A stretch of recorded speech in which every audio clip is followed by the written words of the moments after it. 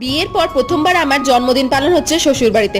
কেমন কাটবে দিনটা প্রথম থেকে আমি জানতাম না, ভীষণ নার্ভাসও ছিলাম যে আদেও কি যেমন ভালো কাটতো সেই ভালোটা কাটবে। জানি না আমি বোকা বোকা কথা বলছি কিনা, কিন্তু আমি আমার জন্মদিন নিয়ে সব থেকে বেশি এক্সাইটেড থাকি, মানে থাকতাম আর কি, এখনো থাকি। আমার ভীষণ ভালো লাগে নিজেকে নিজে প্যাম্পার করার ব্যাপারটা। আর এখানে দুপুরবেলা দেখছি মা অনেক কিছু রান্না করেছে, মানে আমার মাও এসেছিল, দুজন মিলেই রান্না করেছে, দুই মা মিলে। আর তারপর এখানে চলছে আশীর্বাদ পর্ব। অনেকটা বেলা হয়ে গেছিল, ভীষণ খিদে পেয়েছিল, তাই সবাই এক এক করে আশীর্বাদ করে নিল আর আমি চটপট খেতে বসে গেলাম।